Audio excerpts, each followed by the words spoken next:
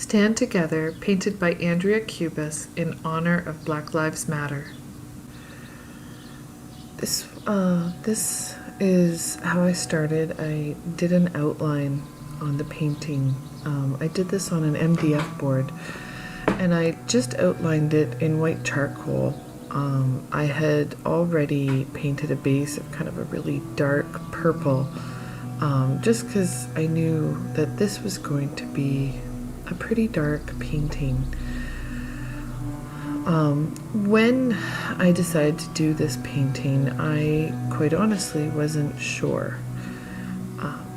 Growing up, I was quite naive. I believed that racism and inequality were something that the generations before me had figured out and solved already, and that my generation was good to go. And sadly, I had lived in many places, and I didn't look at it. I'm not going to say it wasn't there, because now that I look back at my experiences, I understand what was happening better. When my first set of memories of that inequality was when I lived in northern Manitoba in a town called Flin Flon. My best friend had Indigenous blood, and most of her family was Indigenous, and she was awesome. Well, there's a reason she was my best friend, let's be honest. You don't pick terrible people to be your best friend, you pick awesome people to be your best friend, and that was her. And we did all sorts, and I remember her talking about growing up to be a lawyer, and she was so smart that I thought for sure that was where she was going to go, because she was so determined on it. And then as we got older, things happened that changed her dream. I mean, don't get me wrong, I didn't grow up to do what I had planned on doing either. I had changed my plan many times through. But looking back at how some people treated her, and I mean, I was standing right beside her, and they didn't do the same treatment to me. And now I just thought it was, I don't know, I guess I came up with 1,000 ridiculous reasons, but now that I look back, I know why they treated her that way. So then, I mean, I continued to be quite naive all the way through high school, which makes no sense considering I went to an international school, but I think that was my argument. I went to an international school where there were all sorts of races. I had roommates from Japan, Saudi Arabia, the Bahamas, Jamaica, Guatemala. Like, I had all sorts of nations in my bedroom just through my roommates. And we got along.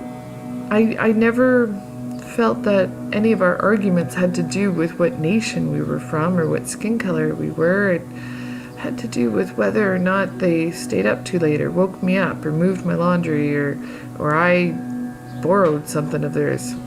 Not that I would ever do that, of course.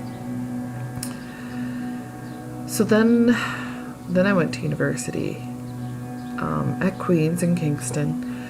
And this is when I found out that Canada still struggled with racism badly.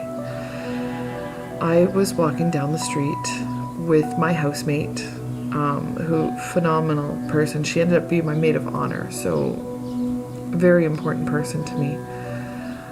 And a complete stranger jumped out, got up in her face, called her a racial slur that I thought had died in the 1950s. And I remember her pointing her finger in my friend's face. And my friend very graciously stepped to the side and walked around her, and we kept on going. I was utterly mortified that anybody would treat a person that way. And what I think scared me the most was how relaxed my friend was about it. How she treated it like commonplace. And she told me that it wasn't a new thing. And in the next couple years that I lived with her, I saw what she meant. And my naive vision of Canada being the end of the railroad, the Underground Railroad, right, where all people are accepted, I realized that image was wrong. So then I didn't know what to do, because my skin color was on the bad side, and there was nothing I could do about my skin color. So I kind of just laid low, and I supported my friends as I could, and generally, I mean, the race battle has been quieter in Canada than in the US. And then I read this great article for the Black Lives Matter movement, and I thought, that's where I stand. You don't have to be black or white to be on one side or the other. You just have to believe that all people should be treated with value and respect. And that's why Black Lives Matter, is because they deserve to be treated with value and respect, just as I have been. And that I'm not at a disadvantage to help them. I'm at a position where I can help them. So coming back to the painting, sorry, you kind of got my rant of my life story, I guess. In this painting, I am painting the travesties of the past, holding up a brighter future. This page we're looking at right now is me experimenting with ways to do faces. I did not want the people underneath holding up the future to have identifiable faces, because in many cases a lot of people have been hurt and killed who were faceless, and that's part of the valuing, right? In the past, people have been devalued. They've been faceless, nameless, and they've been forced to disappear without anyone ever knowing them. And that's why I wanted the people's faces underneath to be, they needed faces, but they not recognizable, not identifiable. So if you look at the people underneath, each one of them has had one of the more common wrongs done to them. The man I'm working on right now is about to have a noose painted around his neck. That's probably one of the more common signs from the lynching and the KKK and all that. The woman that I'm now working on, at first it may not seem obvious, but her dress has actually been ripped, and that is to signify how women have been taken advantage of through the centuries. The woman second from the left, you'll see that she has a gag over her mouth and that she has been tied up. That is from the sales of slaves, so that she couldn't shout out or run away. These were very hard figures for me to paint, because I always have this hard time understanding how one person can treat another person in a way that causes hurt and pain. And obviously it can happen, because it has happened many times over. But that's the idea of this bottom area, is that I don't want us to forget what has happened in the past. That's not the goal. The goal is for us to use the past to stand tall, to stand together, and to create that future above that ledge. A future that is beautiful and bright and colorful and doesn't have all these atrocities attached to it.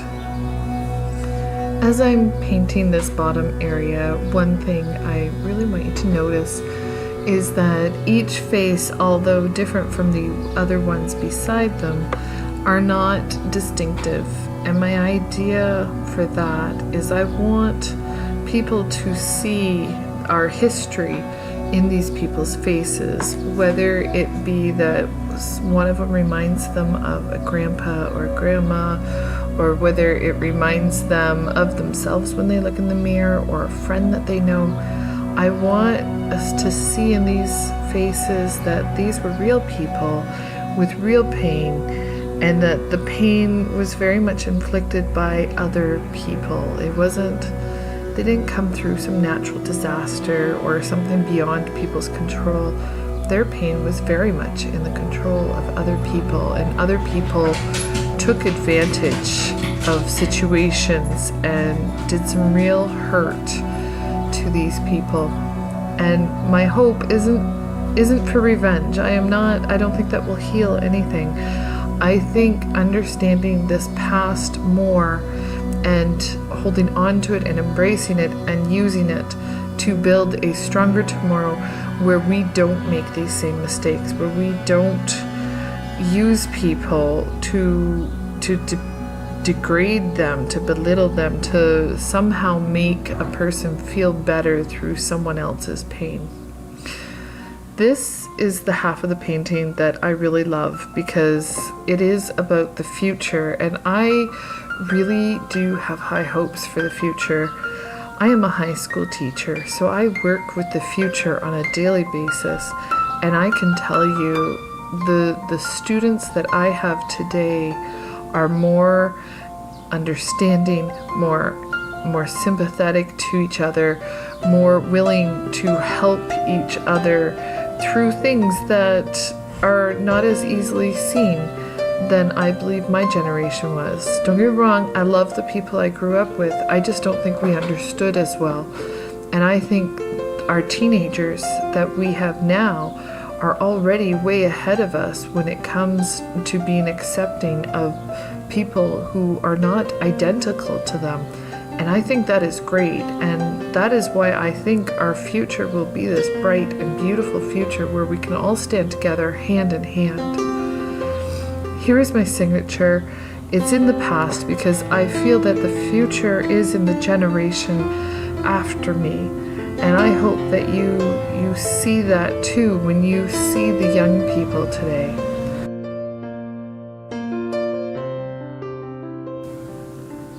Stand Together, painted by Andrea Cubas in honor of Black Lives Matter. Thank you for joining us, and I hope you come back again.